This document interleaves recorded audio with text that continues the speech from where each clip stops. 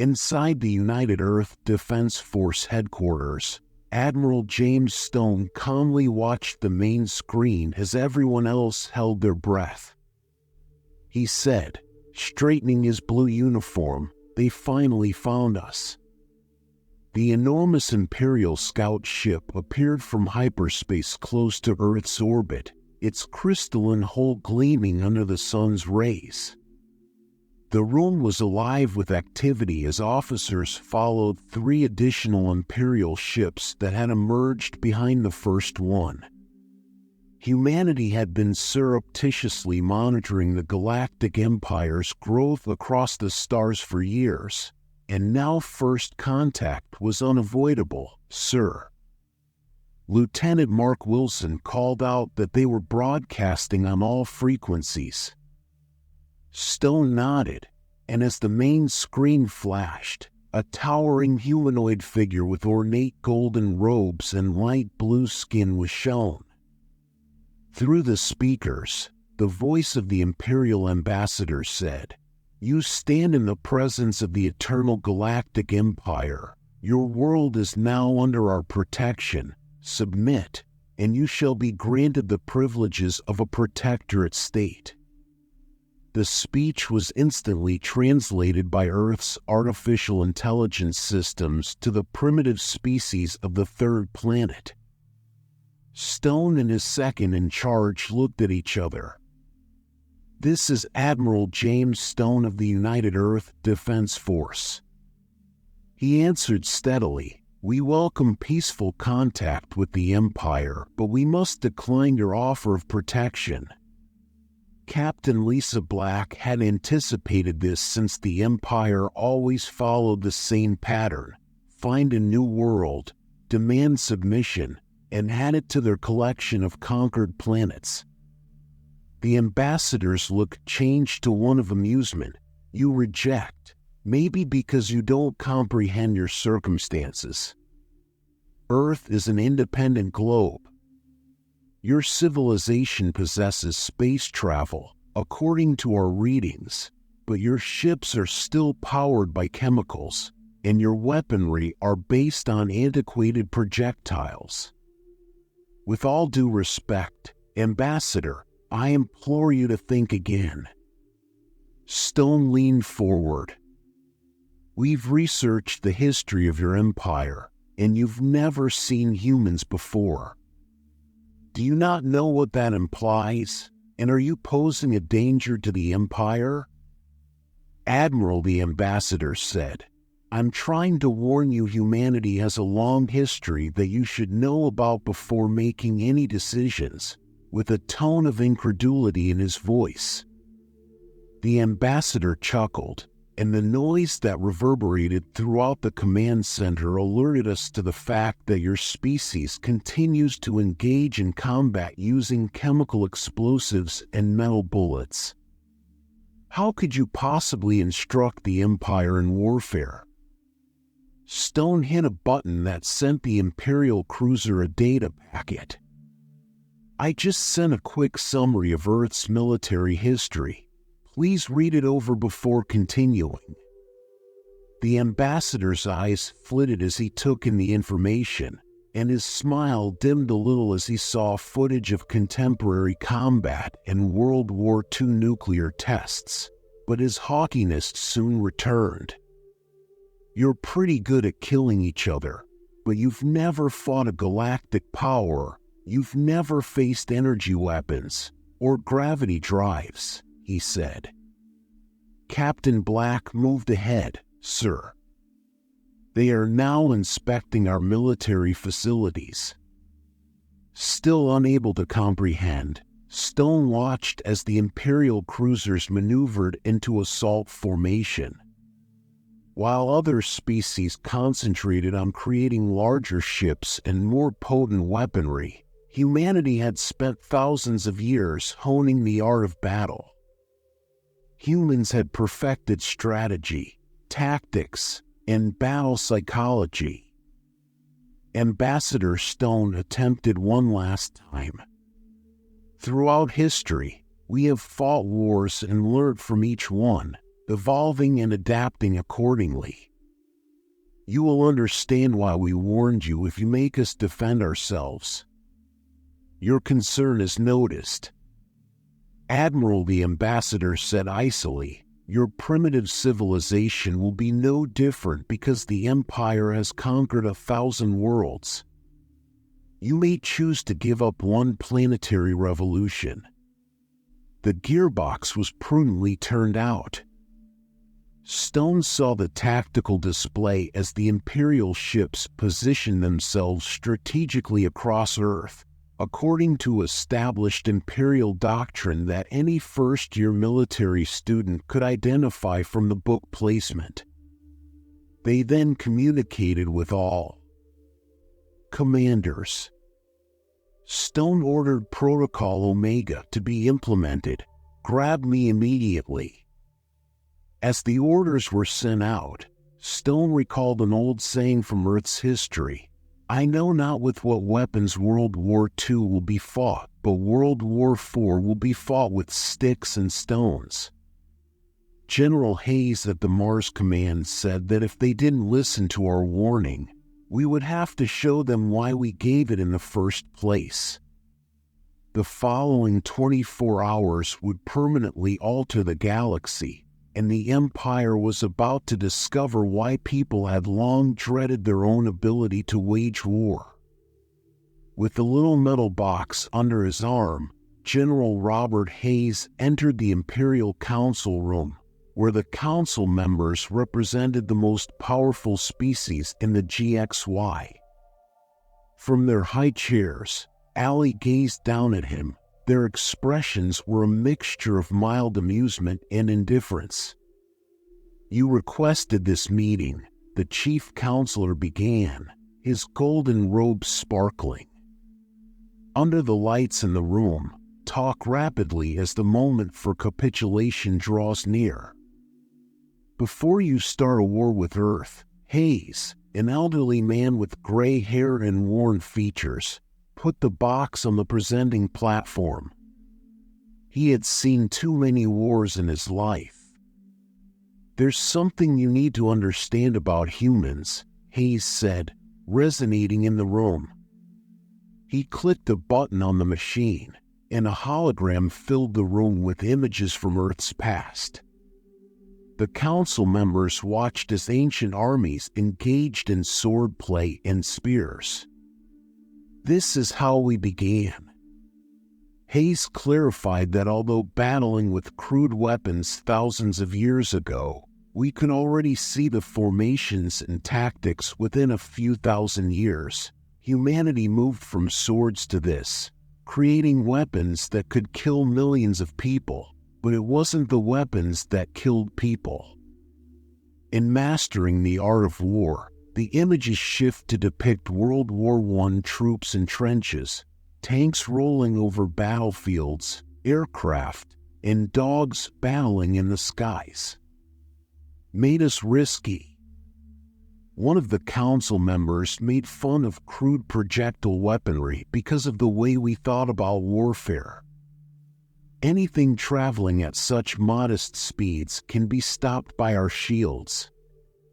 Everyone usually looks at the weaponry, but if you look more closely, the hologram displays pictures from other wars.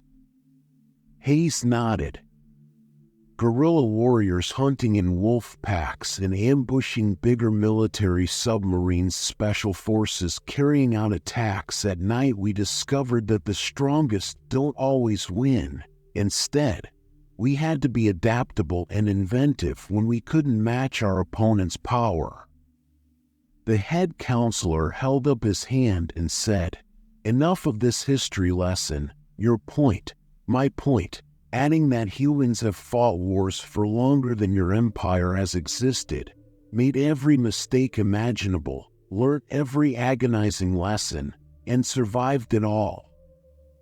The hologram then changed to depict soldiers engaged in modern military drills using sophisticated exoskeletons, swarms of combat drones, and controlled defense systems. Our greatest weapon isn't our weapons or our ships. but we have merged all we've learned from hundreds of years of combat with modern technology. What is your best weapon? Another council member sarcastically inquired about experience. Hayes' response was straightforward. Your empire has defeated simple targets, and we understand war in ways you will never. Humans are the only species that can really fight. He rose up, his patience growing thin, and said, You dare to suggest that your primitive species could stand against the might of the Empire? We've been battling since we could walk upright. We're not suggesting anything, but we're warning you. Every human child learns about war in school, and our entertainment is full of conflict stories. The greatest technological advancements came from attempts to find better ways to fight. We dream about war, plan for it, and get ready for it not because we want it, but because we know it's always possible. Hayes picked up his box and turned to leave at the chamber door. The council chamber erupted in laughter as he produced a small data chip and set it on a nearby table. It contains comprehensive information about Earth's military capabilities, real ones, not the ones your scans revealed, and how we've been concealing our true power for years as your empire grew. Hayes left as they jeered at him, but he wasn't shocked since the Empire, like so many other strong civilizations throughout Earth's history, couldn't fathom losing to what they saw to be lesser humans aboard his spacecraft. As Hayes gave the orders, he recalled an old military saying that the most dangerous enemy is the one who knows they can lose the Empire. He was about to learn this lesson the hard way. Hayes said Admiral Stone didn't listen, saying that SDO's voice came through clearly and that he resigned. They never initiate Phase 2. The Imperial fleet loomed above the Mars colony just as Earth's military authorities had foreseen, with 12 enormous cruisers moving into assault formation, their golden hulls reflecting the wan sunlight. Right on time, the colony below seemed helpless, consisting only of a few of domes and research stations dispersed around the surface of the red planet. As he watched from his command ship concealed behind Phobos, Mars' biggest moon, Admiral Stone said, Demands for surrender are being broadcast by Imperial ships. According to Lieutenant Wilson, their shields are up, but they don't anticipate any opposition. As you stated, Sir Stone smiled slightly. The Empire had fallen for the oldest trick in history, believing that what they saw was all there was to see. Stone instructed that they send a signal to the Mars Defense Command, saying, Let's show them what a primitive human colony can do. What the Empire had written off as simple research stations were really huge military complexes concealed behind doors that slid open in the rocky surface of Mars below. The Imperial commander's words boomed over all channels as Rylon batteries emerged from subterranean bunkers, their long barrels aiming upwards. This is the last warning you will get. Their weapons are simply metal projectiles, and more rail guns open fire on the Imperial ships. Their shields were calibrated to stop energy weapons, but they had no defense against old-fashioned kinetic impacts delivered at relativistic speeds. The first railgun fired a depleted uranium round that was accelerated to near light speed and struck the lead Imperial shields. The primitive projectile carried more kinetic energy than a small nuclear blast, shattering the energy barrier like glass impossible. The Imperial commander's voice crackled through the communications. Before they could modify their defenses, 2 spacecraft detonated. From behind Phobos, hundreds of small craft appeared as Stone watched the chaos unfold. These weren't the sleek, energy-powered ships the Empire used. Rather, they were unsightly, functional machines constructed by individuals with centuries of experience in aerial combat. An Imperial officer asked, "What are they doing?" Fighters divided into 3-person groups. This arrangement is illogical, but to a human pilot, it makes perfect sense. Fighter pilots have been using this tactic since World War AA. Since they had never engaged in combat with an adversary that had spent generations honing the skill of dogfighting humans, the 2 fighters covering while one attacked the Empire had never encountered such tactics. The Imperial ships were besieged by fighters that attacked from all directions. Their pilots employed the Empire's fighters, trained to battle in organized lines, were unable to match the erratic movements of maneuvers established over hundreds of years of aviation warfare that were modified for space combat.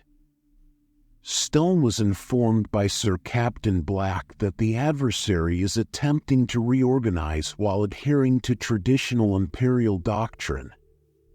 Stone nodded, and that was their worst error. The drones were launched. The Imperial fleet attempted to adapt, but they were up against centuries of human military evolution. Their formations made to fend off energy weapons and torpedoes left them vulnerable to tactics developed for atmospheric combat. "This is impossible," the Imperial commander broadcast. "You're supposed to be preemie. We tried to warn you," Stone calmly. In contrast, thousands of small automated drones were launched from hidden bays on the surface of Mars. These drones were based on Earth's missile technology, simple, expendable, and absolutely deadly in large numbers. Did you think we wouldn't be skilled at it?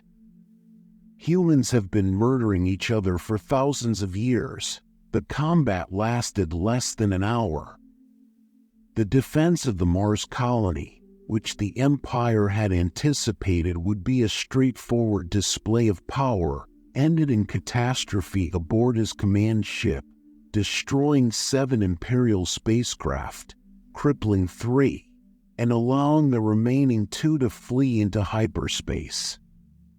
When Stone saw the reports of casualties, he recalled that humanity had a long history of warfare and that the Empire had recently learned the costly lesson that there is a significant difference between having advanced weapons and knowing how to fight. He also remembered that the real defense systems, such as the rail guns and hidden bases, were unharmed. He ordered them to send word to Earth that Phase 3 was ready to begin and to send a message to any Imperial ships within range, asking if they really wanted to see what Earth itself could do. Admiral Stone and General Hayes watched the Imperial fleet arrive from their underground command center deep beneath the Rocky Mountains. The room was quiet except for the soft peep of computers and communication systems. After the humiliating defeat at Mars, the Empire had deployed its main battle force, and the ships filled space around Earth's moon with their golden hulls forming a wall of metal and energy. This time, Reed spoke to his officers. "We will crush these primitives with overwhelming force on Earth." The Imperial High Commander stood in front of his massive fleet, 500 warships gathered from all over the Empire.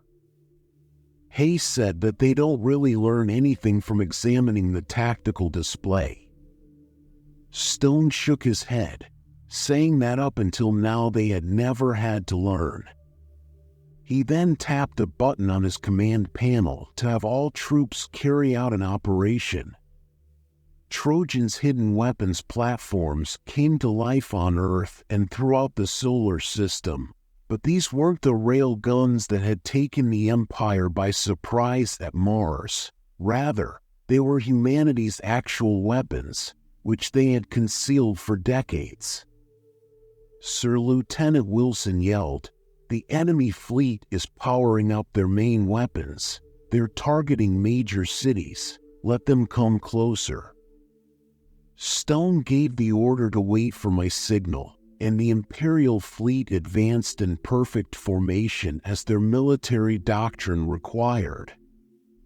Their sensors revealed Earth's defensive satellites and orbital platforms, but these appeared antiquated in comparison to Imperial technology. Commander Reed grinned as his fleet entered firing range and launched the attack, demonstrating to these humans what true power looks like.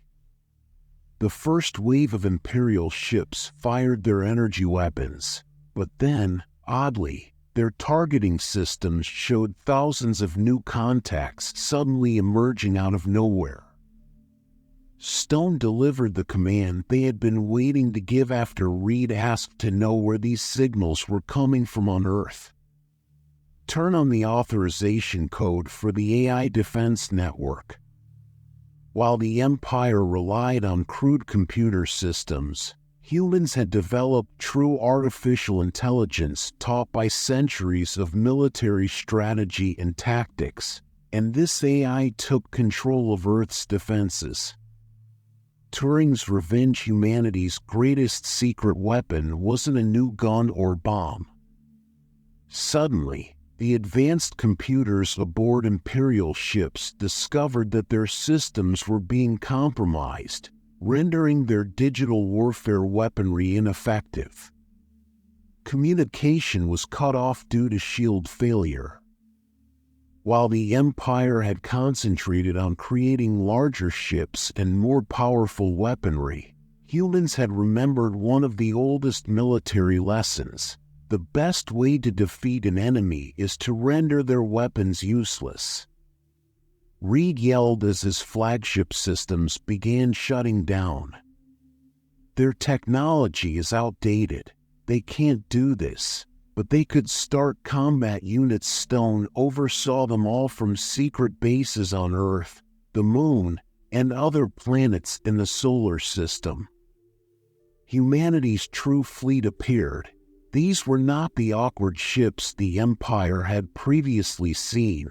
Rather, they were the result of centuries of military expertise combined with reverse-engineered alien technology, according to Sir Captain Black. The formation of the opposing fleet is disintegrating, and confusion reigns. When their doctrine fails, they start phase 2 of the attack on human ships, but they don't sure what to do. They attacked in wolf packs, similar to World War II submarine groups, used hit-and-run tactics, similar to ancient horse archers, and employed electronic warfare, which had its origins in World War II radio deception. They were struck from various directions using tactics developed over thousands of years of naval warfare.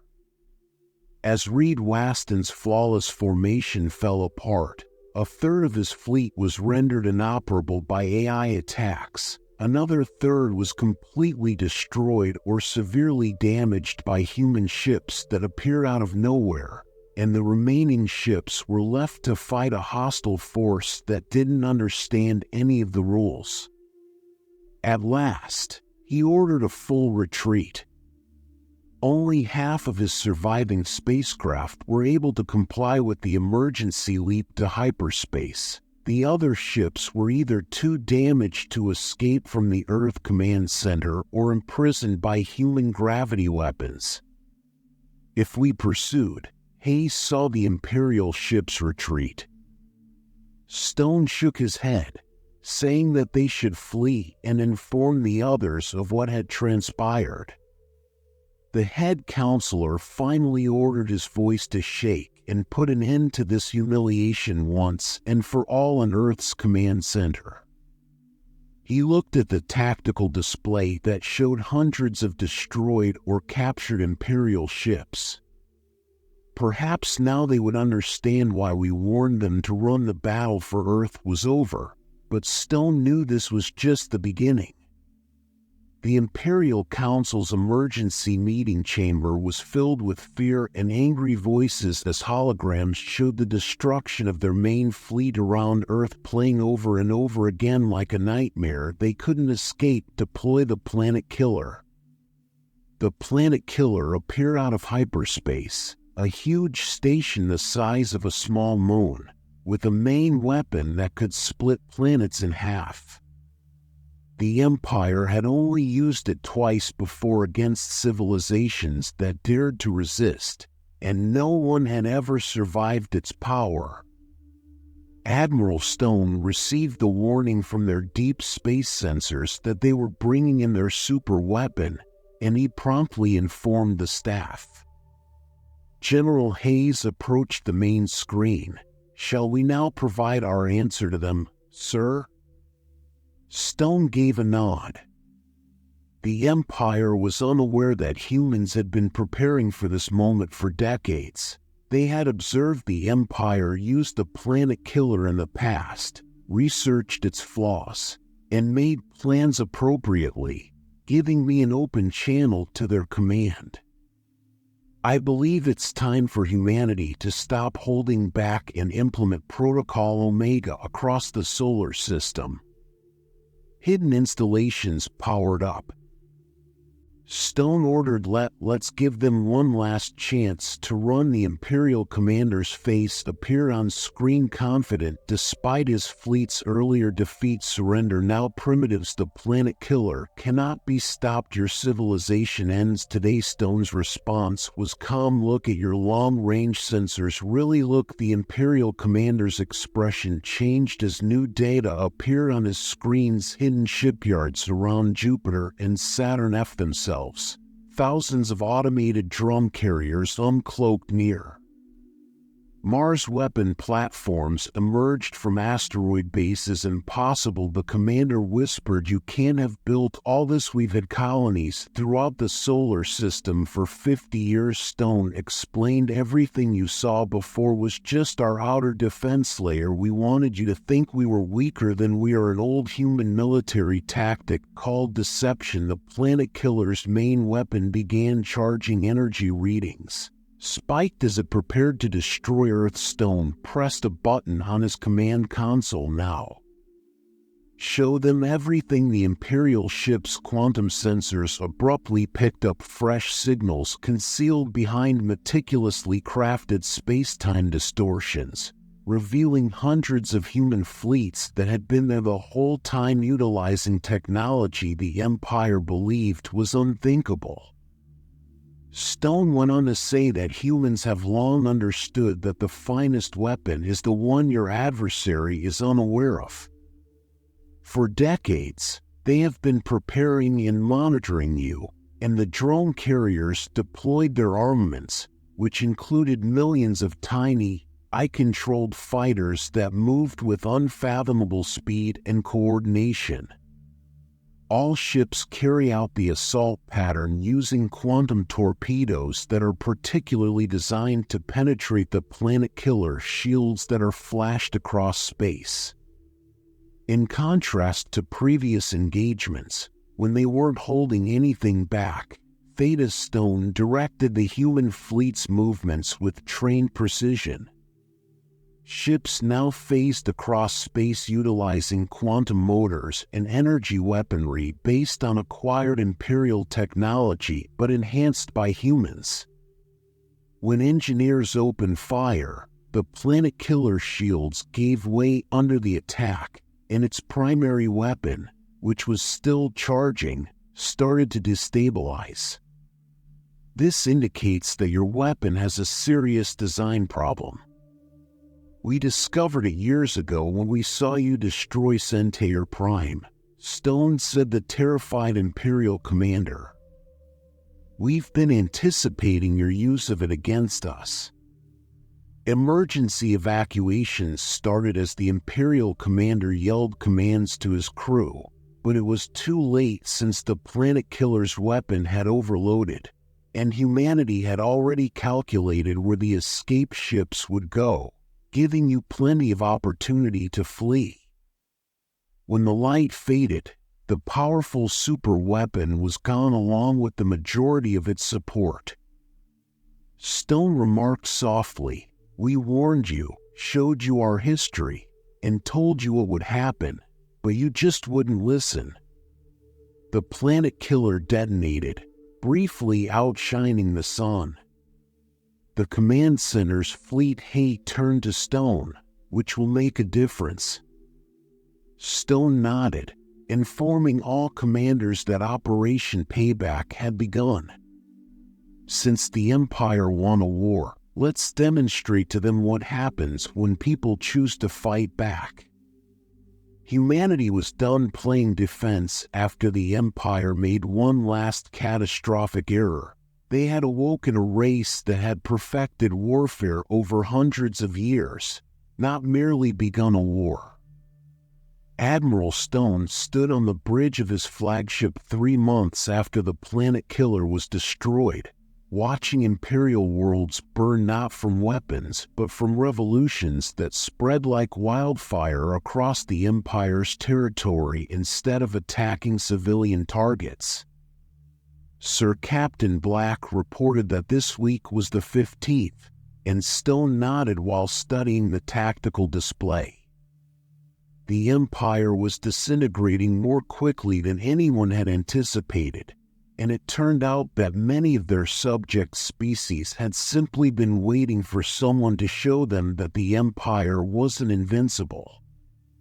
Lieutenant Wilson alerted General Hayes that his men had captured 3 further Imperial military installations.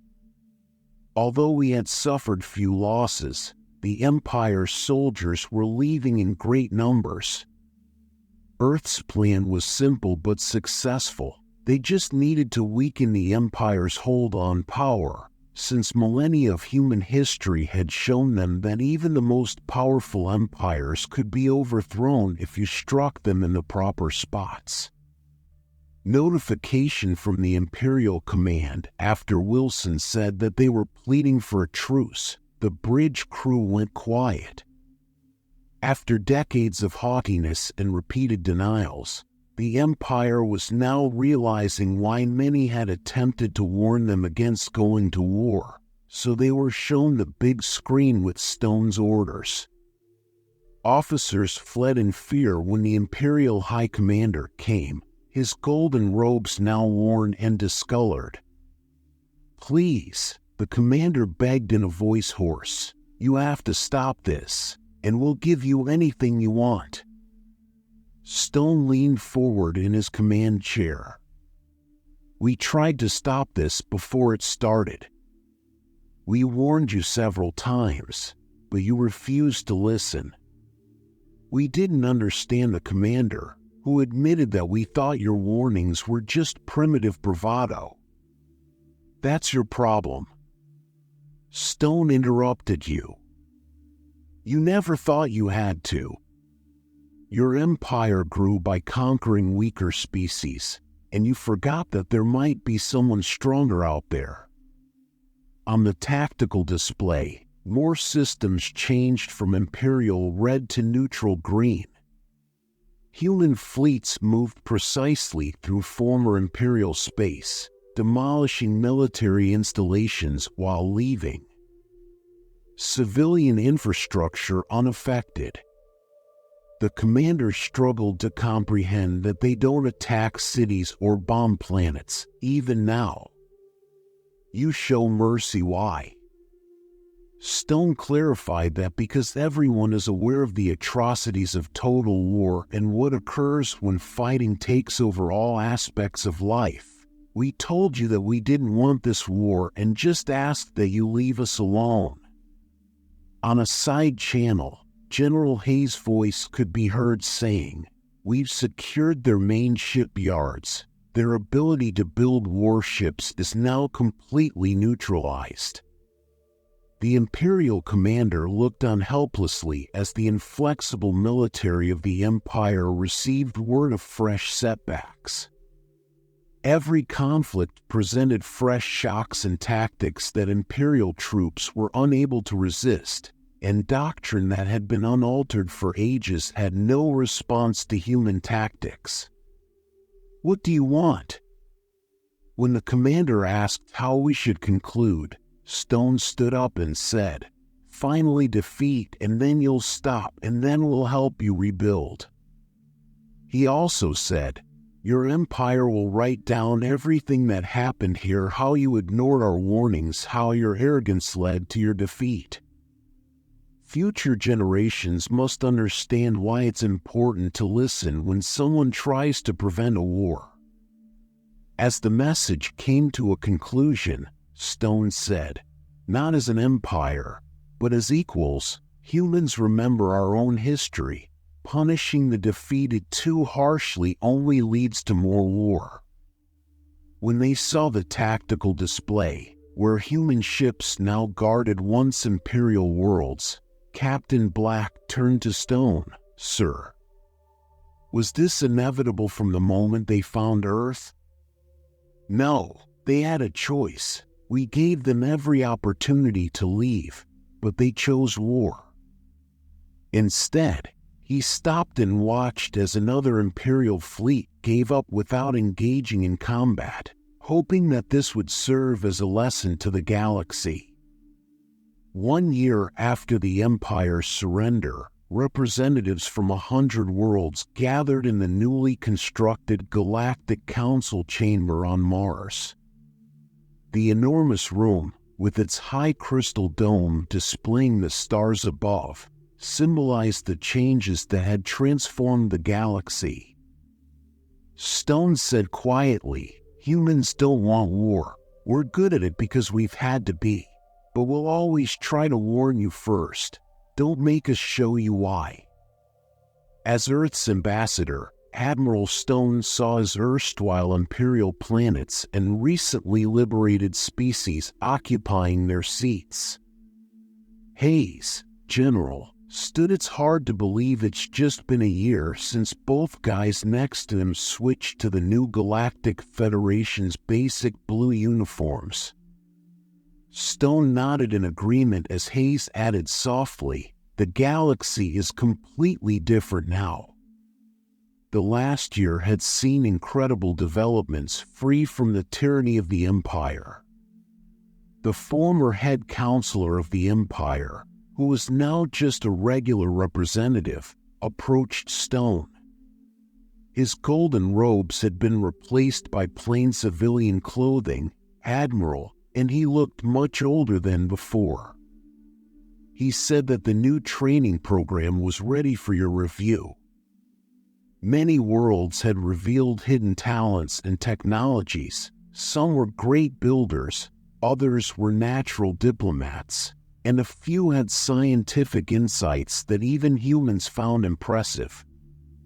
Stone turned on a tablet and began reading the text, which was called First Contact Protocols, the Earth Lesson. It explained how the Empire's worst setback resulted from rejecting the straightforward warning that every military academy and diplomatic school in former Imperial space would henceforth teach. The room fell silent as Captain Black, the current commander of the Federation's peacekeeping fleet, took the podium. Behind her, a large screen displayed pictures from the conflict, but not actual battles. Rather, it showed warnings, peacekeeping efforts, and the final act of mercy shown to vanquished enemies. A year ago, Stone approved that the galaxy changed not because of who won or lost a war, but because we all realized that the Empire believed that strength meant having the largest ships and the most potent weapons, but they were mistaken. The screen displayed Earth's history, including ancient conflicts and global wars, before the lengthy segment that resulted from realizing the full cost and strength of hostilities. The knowledge to know when to stop fighting and to strive to stop wars rather than win them is the source of Black continued. Earth attempted to alert the Empire because people didn't want to repeat their horrific history. Amid the stars, Lieutenant Wilson grinned as he got reports from all around the galaxy while keeping an eye on communications from his station. The Federation isn't based on force like the Empire was, as Black explained, but rather on choice. Every world here chose to join, every species has an equal voice, and most importantly, we all share what we know. Former imperial worlds were prospering under self-governance, and trade routes were busier than ever. Old enemies were turning into allies. As delegates from many planets nodded in accord, Stone observed that people have imparted their military expertise to educate others how to protect themselves rather than to threaten them. There is an ancient human proverb that states that past imperial planets gave their riches and technologies freely rather than keeping them. As the session came to a conclusion, Hayes turned to Stone, believing that we would never have to fight another war like that.